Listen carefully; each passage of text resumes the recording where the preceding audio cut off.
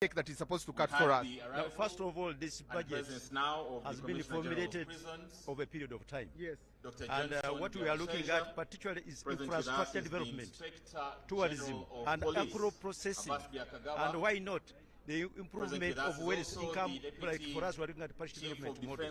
So we think that if they are strengthened, then the money will trickle down to our people. But mind you, with infrastructure development, for example, I come from Bududa, and our circular road has appeared in the papers, meaning if we have good roads, there will be interlinkage between the farmers and the market. So that's our hope.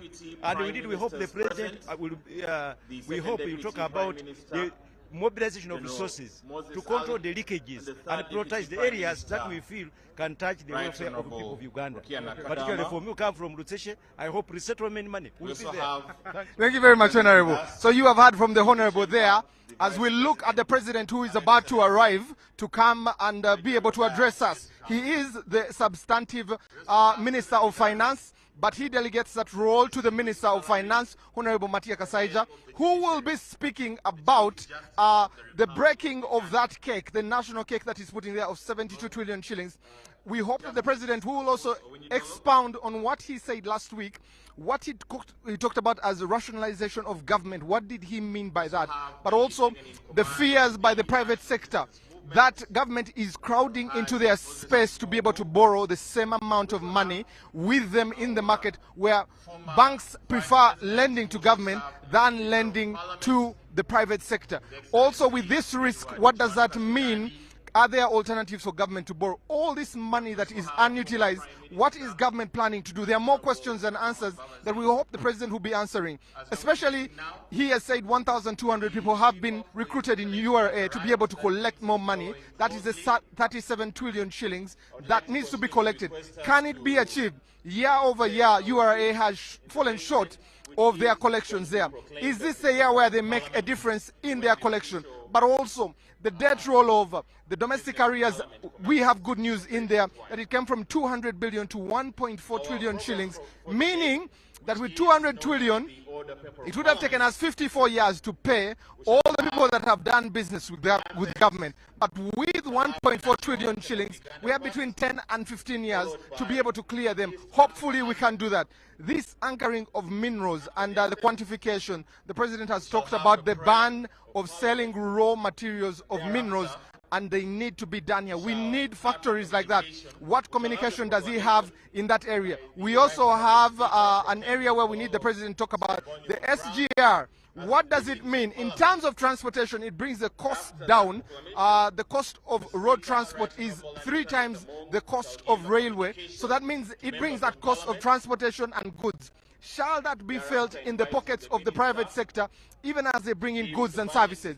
Food is one of those things that tends to bite inflation, and the prices of food in the last few days, especially for the food that any ordinary Ugandan enjoys, beans, peas, has been going up. Will this food stuff be talked about? The Echida Chonka that he likes to talk about, that 33% that he needs to come into the market economy. What silver bullet does the President have to tell them to get them out of that area? But also, is it PDM that is one shoe fits all, that across the country, PDM can be able to solve every problem there? And also the other needs, the social services, education, and we talk about health. How is he going to talk about those things? Because many people are dying because of diseases that can be prevented or can be cured.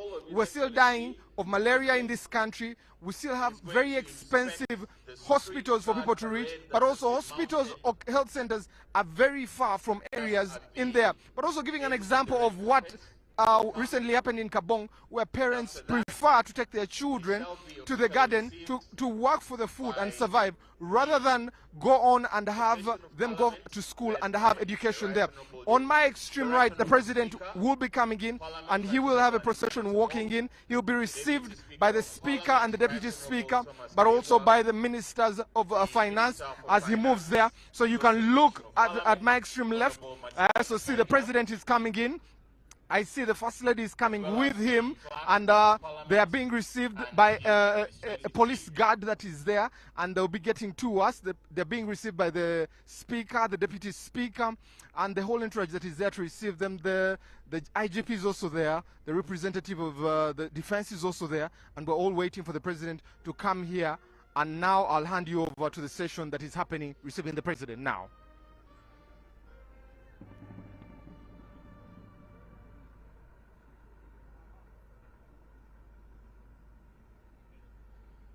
The sound you heard, the Beagles, are by the band.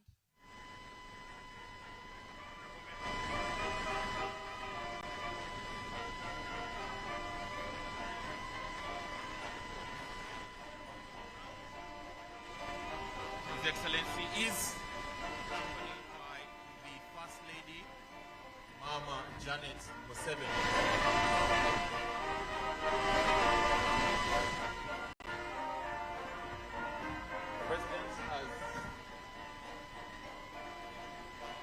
Street guard parade that was mounted this afternoon, and now officially receiving him to Parliament for ceremonial grounds is the Speaker, the Deputy Speaker, Minister for Finance, who has a very key role this afternoon, as well as the administration of Parliament.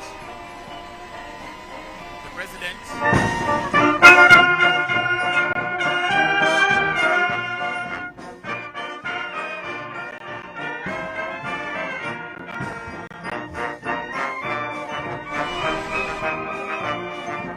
Parliament. After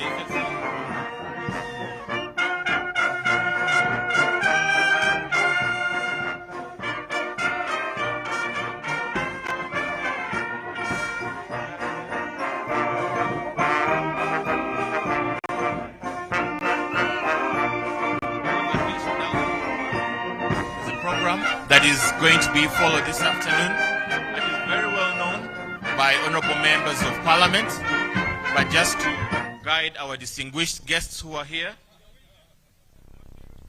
after the official signing of the registration book, as a welcome to His Excellency the President and Mama, the Speaker shall lead the procession to Parliament. Thereafter we shall have the anthems, that is the Uganda National Anthem, followed by the East African Anthem. Thereafter we shall have prayers, and then the Speaker shall proceed to proclaim the Kololo Ceremonial Independence Grounds as the official precincts of Parliament of the Republic of Uganda. After that, she shall give her communication to the honorable members of Parliament present, and thereafter she shall invite His Excellency the President to give the budget speech. The President usually delegates this very key important role to his Minister for Finance, who is already present in the dais, soon to be the Chamber of Parliament, Honorable Matia Kasaija, who is also a Commissioner of Parliament. After that, the President shall give a speech after the reading of the official estimates expected to be utilized in financial year 2025-2026, and thereafter the House shall adjourn and it shall be a close of business for the day. This shall be witnessed through the anthems in reverse order, which shall be the East African Anthem, followed by the Uganda National Anthem, and thereafter the departure shall be in reverse order, which means the last person to arrive here today shall be the first person to depart.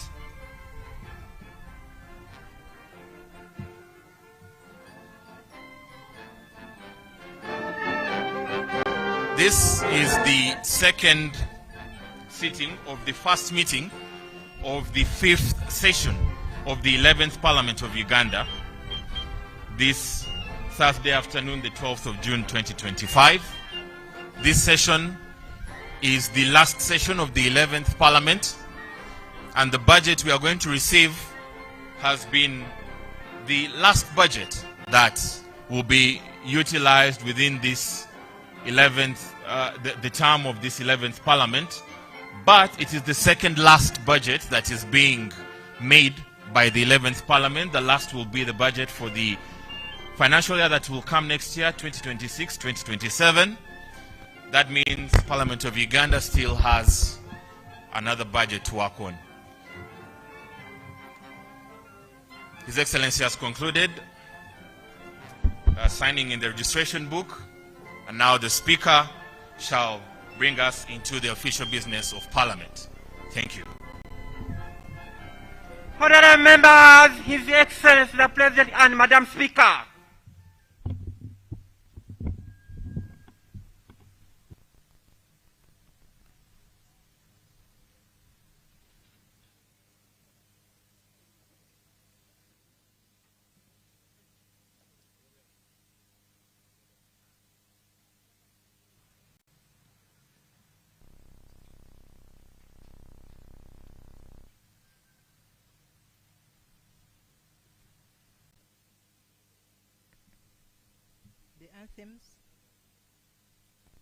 The anthems.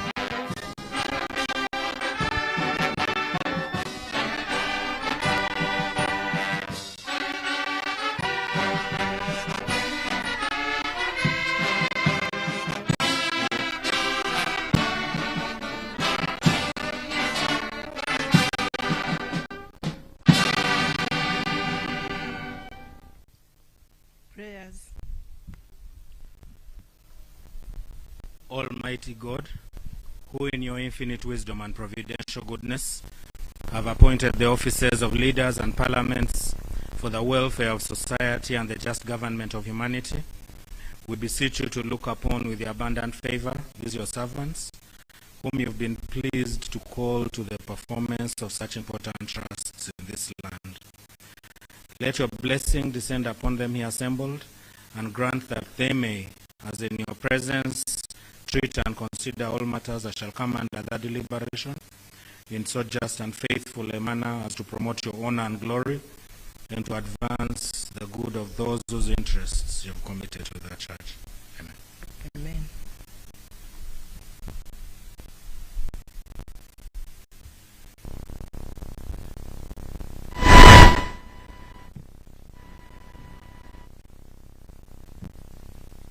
Item number 3, proclamation by the Right Honorable Speaker of the Parliament of Uganda.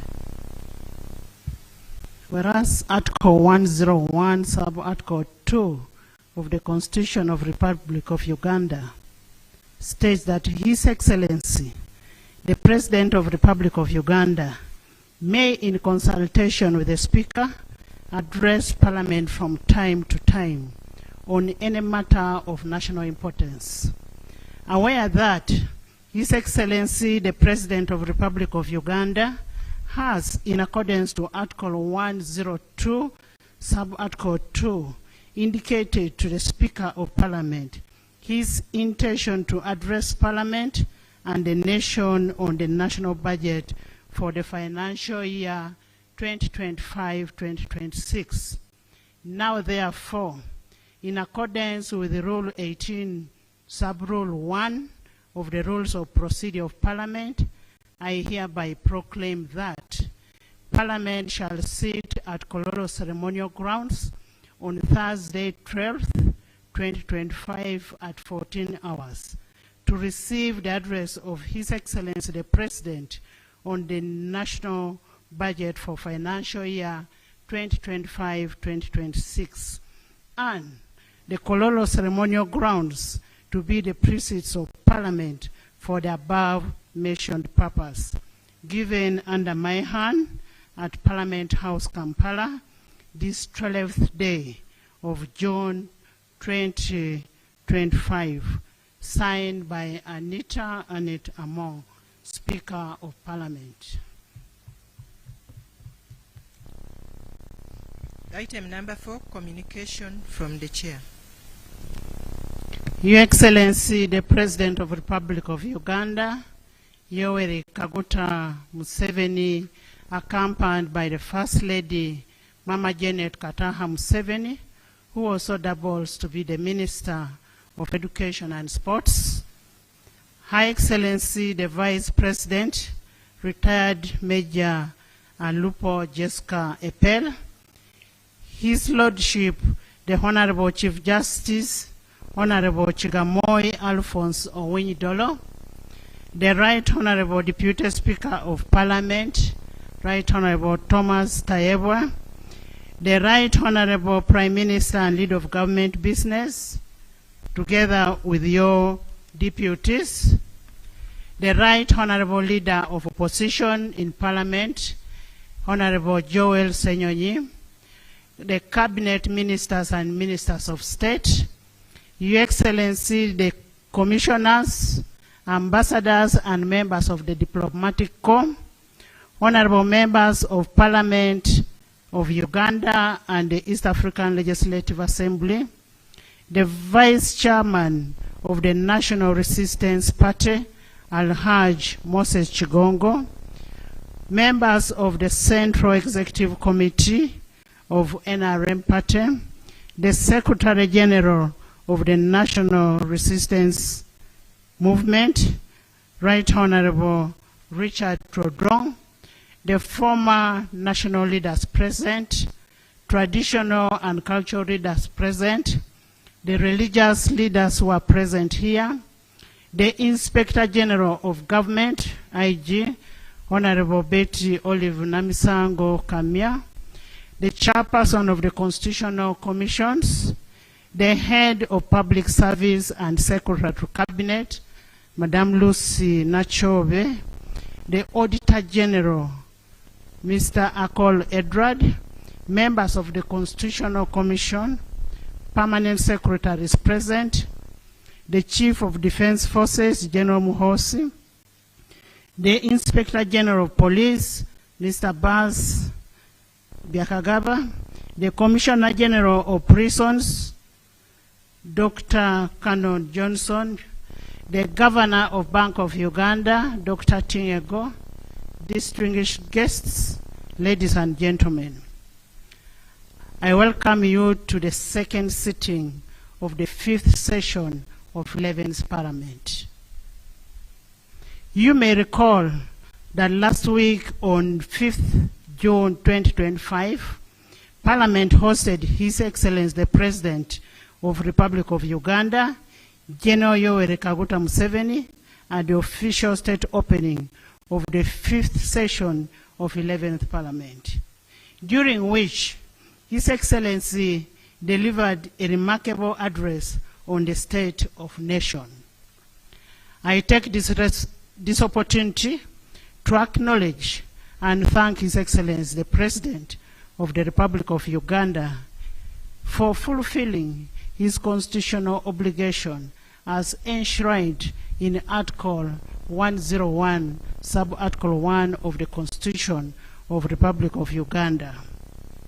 Today, we are once again immensely gratified to host His Excellency, the President of the Republic of Uganda, who is here to deliver the budget speech for financial year 2025-2026 in fulfillment of his constitutional obligation under Article 155, Sub-Article 1 of the 1995 Constitution of the Republic of Uganda, which states that the President shall cause to be prepared and laid before Parliament in each financial year, but in any case, not later than 15th day before the commencement of the financial year, the estimates of revenue and expenditure of government for the next financial year. Honorable members, today's budget speech is a culmination of the participatory budget process, which involves various stakeholders as guided by the 1995 Constitution, the Public Finance Management Act 2015, the National Audit Act 2008, the National Audit Act, the Local Government Act 1997. This participatory budget process is an avenue of the citizen involvement in policy decisions, resource prioritization and allocation, and the monitoring of the public expenditure. As a people-centered parliament, we commend the various stakeholders for making their input in the national budget, and we urge them to sustain the civic awareness and responsibility during the actual budget execution and accountability as well. Your Excellency, the Parliament of Uganda is cognizant of the people participation as a cornerstone for deepening democracy, which is a standing governance principle for our beloved nation. Your Excellency and honorable members, allow me to highlight some of the key milestones achieved by legislature during the budget consideration process. Pursuant to Section 9, 5, and 8 of the Public Finance Management Act 2015 and Rule 145 of the Rules of Procedure, the House approved the National Budget Framework Paper 2025-2026, 2029-2030 on the 30th day of January 2025. 2. Pursuant to Section 12 of the Public Finance Management Act 2015 and Rule 152 of Rules of Procedure, Parliament approved a ministerial policy statement for financial year 2025-2026 during the period of 9th to 16th April 2025. Pursuant to Section 8 of the Public Finance Management Act 2015 and Rule 157 of the Rules of Procedure, Parliament passed 7 tax and revenue bills on 13th and 14th May to enable the realization of revenue to finance the national budget for financial year 2025-2026. In furtherance to Section 14 of the Public Finance Management Act 2015 and Rule 158 and Rule 159 of the Rules of Parliament, Parliament approved the national budget for the financial year 2025-2026 on 15th day of May 2025. Your Excellency, the efficiency and effectiveness of legislature is as a result of constructive engagement between legislature, executive, and judiciary, as well as the relevant stakeholders. I take this opportunity to greatly appreciate all the honorable members of Parliament, the front bench, the shadow cabinet, and all the stakeholders for their dedication throughout the budgeting process and ensuring that we do not only meet the legal and constitutional timeline, but also adequately interrogate the budget.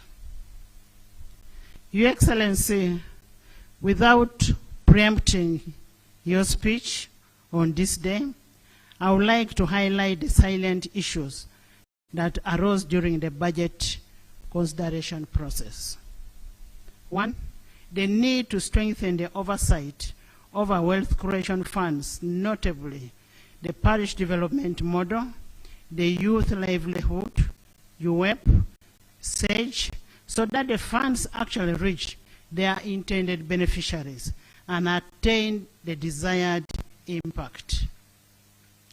2, to strengthen the implementation and oversight of high-impact projects under the NDP4, so that the intended objectives are achieved. These high-impact projects are what we previously referred to in NDP3 as the core projects.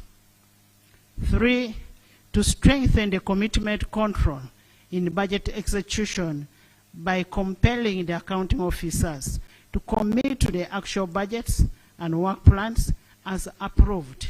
This is important for budget discipline.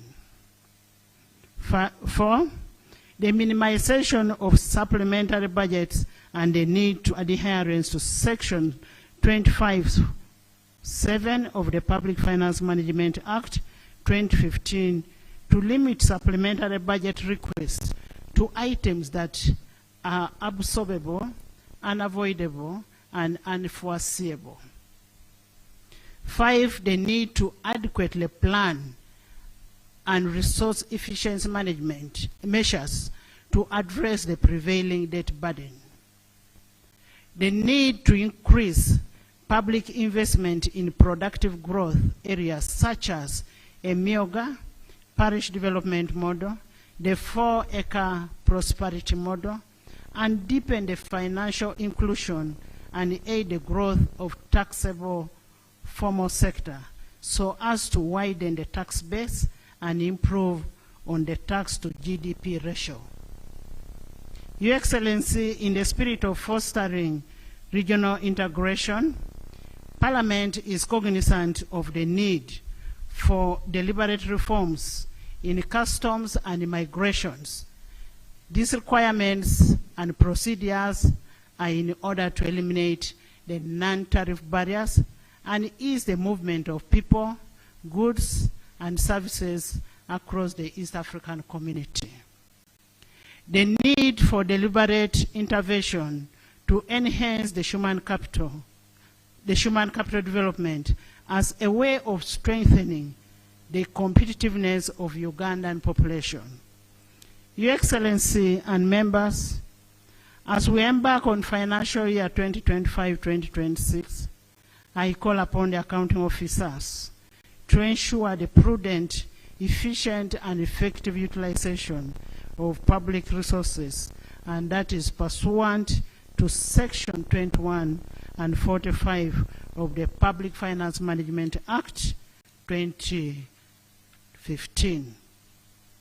Your Excellency and honorable members, Article 83, Sub-Article 2A of the Constitution of the Republic of Uganda permits members of Parliament to leave and join political parties or political organizations of their choice within 12 months before the end of term of Parliament in order to participate in activities or programs for political parties or political organizations relating to the general elections. I am in receipt of notification from the following members of Parliament who have left the Forum for Democratic Change, FDC, and opted to join the People Front for Freedom, PFF. Honorable Semujo Ibrahim, MP Kira Municipality. Honorable Kabusu Moses, MP Chamuswa County. Honorable Nakato Asinansi, the woman MP of Hoima City. Honorable Kamara Nicholas Tadeus, MP Kabale Municipality. Honorable Katshabe Atkins Godfrey, MP Bukonjo County West. Honorable Mohindo Harold Tony, MP Bukonjo County East. Honorable Namanya Naboth, MP Rubabo County. Honorable Muijiche Francis, MP Buhesh County. Honorable Awol Betty Ochan, Gulu City Woman Member of Parliament. We extend our best wishes to the members as they exercise their freedom of association as enshrined in Article 29 of the 1995 Constitution that we sought to uphold. Your Excellency, the President, and honorable members, and distinguished guests, I say all this for God and my country.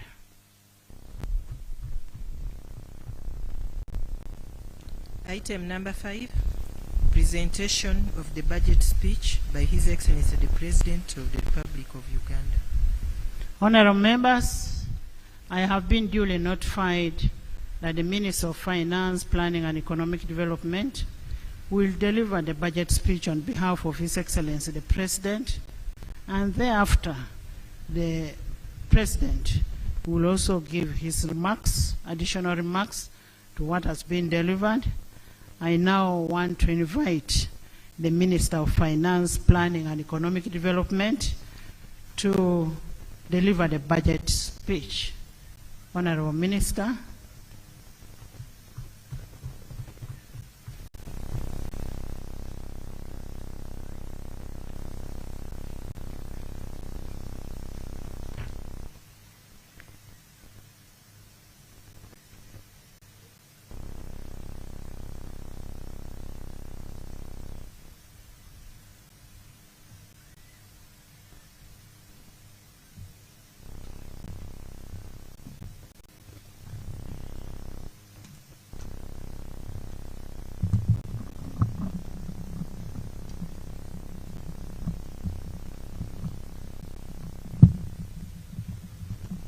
Your Excellency, the President of Uganda,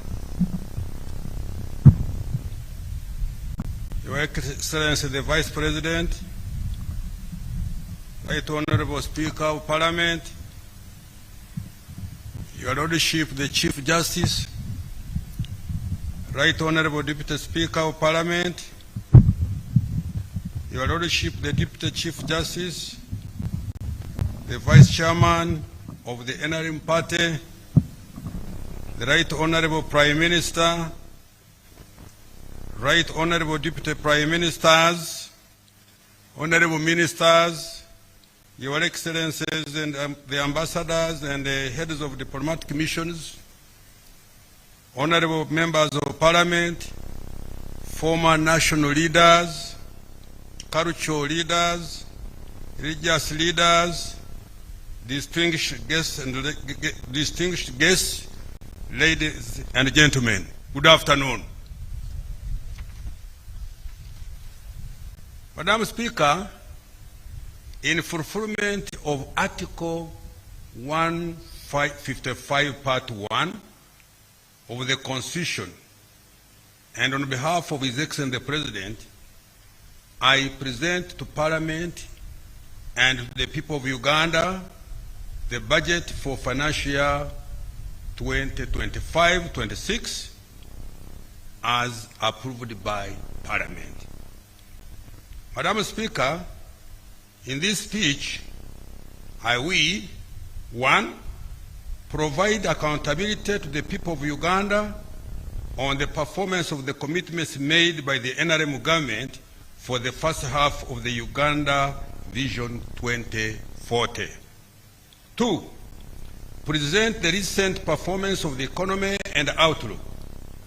3, account to the people of Uganda on the commitments that government made for financial 24-25 that is coming to an end in a few days, and the private areas of the budget for financial year 25-26. 4, highlight the financing strategy of the financial year 25-26 budget. Now, accountability of the performance of the commitments made by the NRM government for the first half of Uganda Vision 2040. Madam Speaker, let me first congratulate His Excellency the President on his leadership that has built a resilient, stable, transformative, and competitive economy that is attractive to investors. Obugaro. Uganda is among the fastest growing economies in the world and is projected to become the fastest growing by 2031 according to the Harvard Growth Club.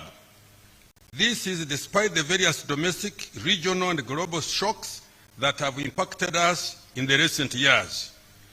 The growth is on account of a unique economic ideology championed by His Excellency the President, which is built on the 4 principles of socio-economic transformation, patriotism, Pan-Africanism, and democracy.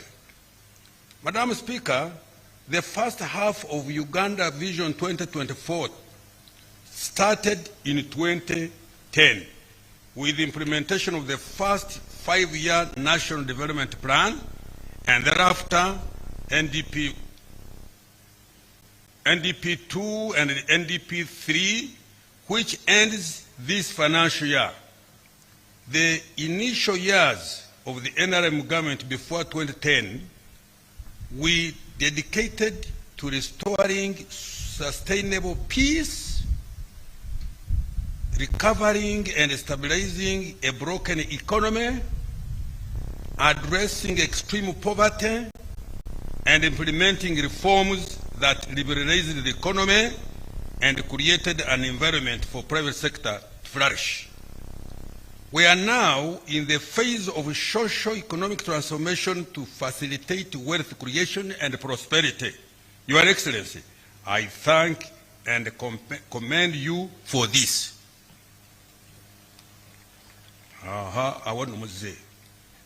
Madam Speaker, the budget for financial year 2025-26 will conclude the implementation of the current NRM manifesto and start the implementation of the 4th National Development Plan. For the next 15 years, the successive national development plans will implement the 10-fold economic growth strategy. This strategy aims to expand the size of the economy to US$ 500 billion by 2040 from US$ 61.3 billion estimated this financial year 24-25. Madam Speaker, over the accountability period, government has undertaken targeted investments that have built a firm foundation and strengthened the resilience of our economy. I wish to highlight the following achievements. 1. Total peace, security of person and property, political stability have been the foundation upon which sustained high economic growth and wealth creation to be built. 2. The economy more than tripled to shillings 226.3 trillion Uganda shillings, equivalent to US dollars 61.3 billion this financial 24-25, from shillings 64.8 trillion, equivalent to US dollars 27.9 billion in financial 2010-2011. In March 2024, Uganda met the criteria for graduation from the category of least development countries. Let me repeat this. In March 2024, Uganda met the criteria for graduation from the category of least development countries. 4. Life expectancy has improved to 68.2 years in financial year 23-24 from 63.3 years in 2010-11 and from 50.4 years in 2002. This has been partly driven by improvements in access to health services, massive immunization campaigns that reduce disease prevalence and child mortality. 5. The population living within a 5-kilometer radius of a health facility is now 91% from about 8% in financial year 2010-2011. And 81% of parishes now have government-aided schools. 6. Poverty has decreased by 16.1% in financial 2020-23-24 from 24.5% in financial year 2010-2011. In addition, Madam Speaker, persons in the subsistence economy reduced to 33% in financial year 23-24 from 69% in financial year 2010-2011. Madam Speaker, Uganda is becoming a more equal society. The results of the National Household Survey released by the Uganda Bureau of Statistics last month show that income inequality has declined significantly in the past 4 years. The Gini coefficient, which is a statistical measure used to determine the extent of income inequality within a population, has reduced to 36% from 41% in 2020. 8. Madam Speaker, Ugandans can now connect to all borders on tarmac and reach all parts of the country, east, west, south, north, by tarmac or improved mudam roads. 9. Installed electricity generation capacity increased fourfold to 2,051 megawatts in financial year 23-24 from 595 megawatts in financial year 2010-2011. Consequently, the proportion of the population with access to electricity increased fivefold to 57% in financial year 23-24 from 11% in financial year 2011. The percentage of the population subscribed to the internet rose to 53% in 2022 from 1.8% in 2010, and the national ICT backbone infrastructure extended to 4,300 kilometers in financial year 22-23 from 1,380 kilometers in financial year 2010-2011. The economy has diversified from the traditional 3 C's, which are coffee, cotton, copper, and 3 T's, which are tobacco, tea, and tourism, to a more sophisticated economy. For example, Uganda has added 31 new products to its export basket in the last 15 years, including light manufactured products such as steel, processed food, cement, pharmaceuticals, dairy products, ceramics, and clothes. The number of manufacturing units, factories of various sizes, has increased by about 18,000 from 31,757 in 2010-2011 to 50,000 in financial year 2023-24. As a result, this has increased the share of manufactured exports significantly. Madam Speaker, Uganda's economy has been able to achieve all these milestones on account of the right strategy of the NRM government.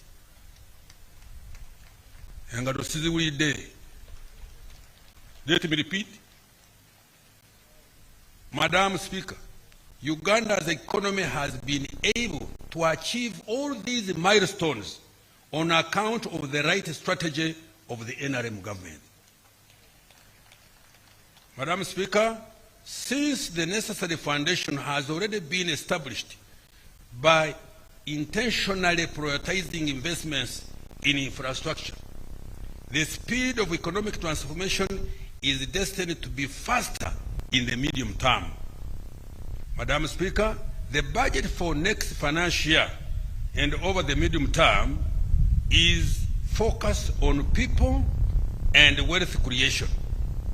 Consequently, the theme of the next financial year 25-26 remains full monetization of Uganda's economy through commercial agriculture, industrialization, expanding and broadening services, and digital transformation and market access. Current recent economic performance and outlook. Madam Speaker, our economy has strengthened its resilience to domestic and external shocks and is estimated to grow by 6.3% this financial year 24-25. This is after recording growth of 8.6% in the third quarter of this financial year. Last financial year 23-24, the economy grew by 6.1%. In nominal terms, the size of the economy is estimated at shillings 226.3 trillion, equivalent to US dollars 61.3 billion in financial year 24-25, rising from shillings 203.7 trillion, equivalent to US dollars 53.9 billion in financial year 23-24. This is equivalent to US dollars 174.2 billion in purchasing power parity terms. My economists will tell you what that means. 12. Madam Speaker, this growth has broad-based, including this growth was broad-based, including in agriculture, industry, and services like ICT. This was on account of continued implementation of government interventions and sound fiscal and monetary policies that have supported private sector investment. Madam Speaker, the impressive economic performance has been driven by His Excellency the President's commitment and deliberate investment in wealth creation initiatives. I thank His Excellency the President for setting the tone and for providing leadership and direction. Madam Speaker, government has invested over shillings 9 trillion in key wealth creation initiatives over the last 10 years.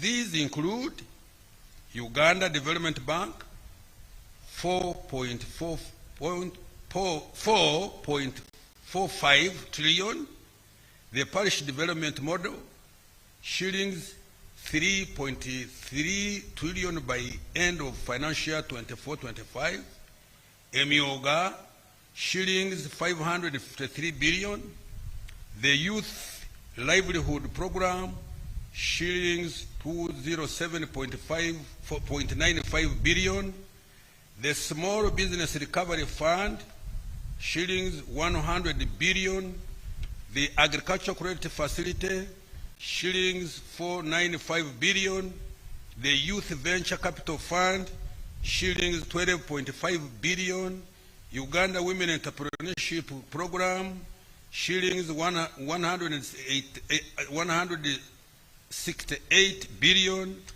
the Invite Project, shillings 800 billion, the Grow Project, shillings 824 billion, and Uganda Development Corporation, 1.2 trillion, among others. Madam Speaker, the economy is expected to grow faster by at least 7% next financial year, 25-26, and to double digits at the onset of oil and gas production. The size of the economy is projected to expand to shillings 254.2 trillion, equivalent to US dollars 66.1 billion in financial year 25-26. This will translate into a higher GDP per capita of US dollars 1,000. Let me repeat this. This will translate into a higher GDP per capita of US dollars 1,324 next financial year compared to US dollars 1,263 GDP estimated for this financial year ending the 30th June this year. Inflation. Madam Speaker, inflation is under control. For the year ending May 2025, the speed at which prices of goods and services rose slowed to 3.4% compared to 4.1% in the same period of the year ago. The slower pace of the increase in domestic prices was due to good export performance and FDI inflows, which led to a stable shilling, increased food production driven by good weather and the parish development model, and the close coordination of the fiscal and monetary policies. In addition, a reduction in the global prices of petroleum products also contributed to the lower prices. The country has been able to benefit from these lower global prices because of the direct importation of petroleum products by the Uganda National Oil Company, UNOC, which removed middlemen in the petroleum supply chain. Therefore, inflation is expected to remain below the policy target of 5% per annum. Now, exchange rates. Madam Speaker, despite global uncertainties, the Uganda shilling has been among the few most stable currencies in Africa.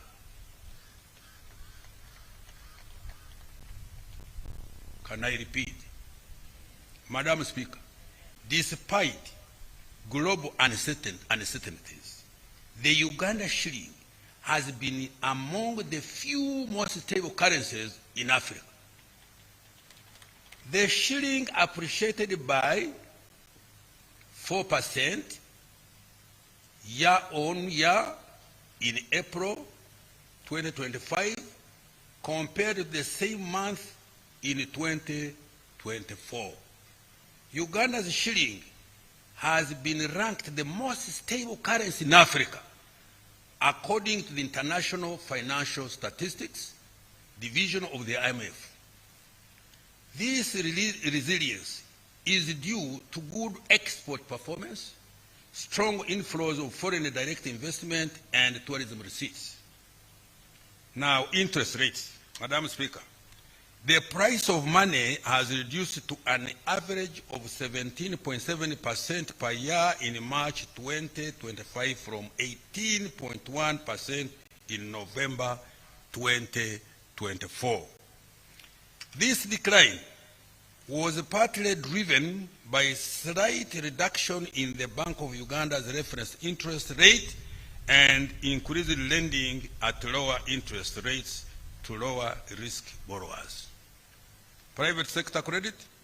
Madam Speaker, the stock of private sector credit grew to shillings 23.3 trillion in March 2025 from shillings 21.9 trillion in June 2024.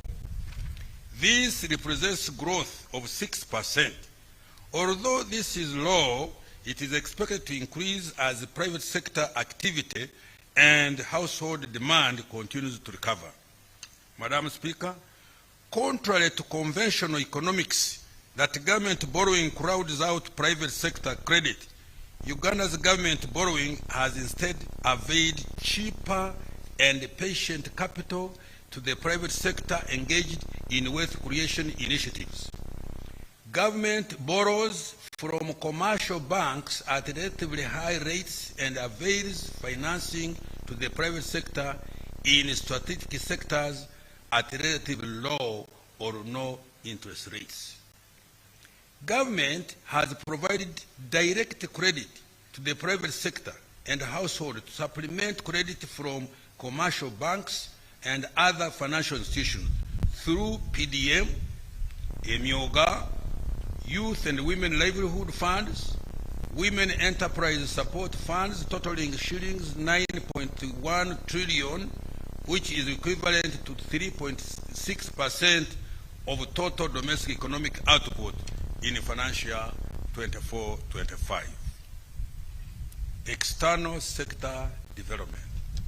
Madam Speaker, total exports of goods and services for the 12 months of March 2025 is US dollars 11.8 billion from US dollars 9.56 billion for the same period in year 2024.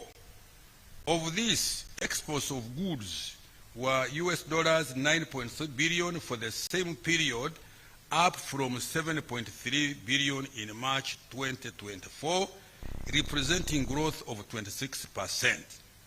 The top exports include gold, US dollar 3.698 billion, coffee, US dollars 1.83 billion, which alone had an annual average growth of 84.9%.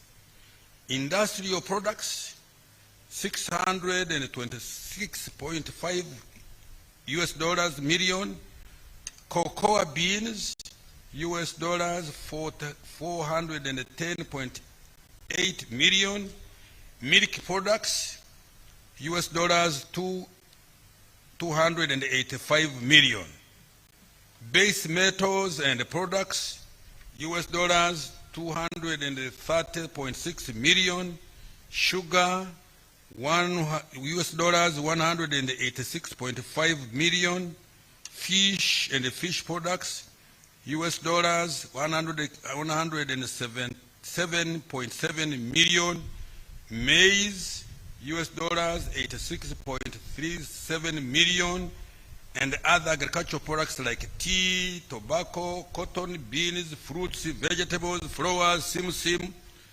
sesame, nuts, vanilla, and other grains, giving US dollars 575.9 million. Madam Speaker, this financial year, for the first time in the history of Uganda, coffee exports earnings not only exceeded the $1 billion mark, but are on track to double to US dollars 2 billion per year. While it took the country more than a century to reach US dollars 1 billion earnings per annum from coffee, it has taken just 1 year to double these earnings. This is an example of the kind of economic leap envisioned under the tenfold growth strategy. I therefore implore Ugandans to grow more coffee and, most importantly, add value to our coffee before we export it for higher earnings. Madam Speaker, for the year ending March 2025, the Middle East was Uganda's top export destination, followed by the East African Community, Asia, and the European Union. Uganda recorded large trade surpluses with the Middle East worth US dollars 186.3 million, and the European Union worth US dollars 117.7 million. The main export commodities to these markets were coffee, industrial, and mineral products.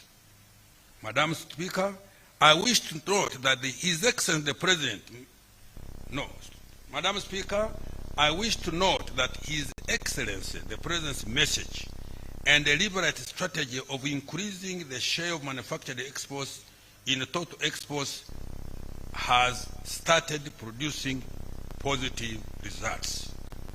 New research by the Harvard Economic Growth Lab shows that Uganda has become more complex for its level of income.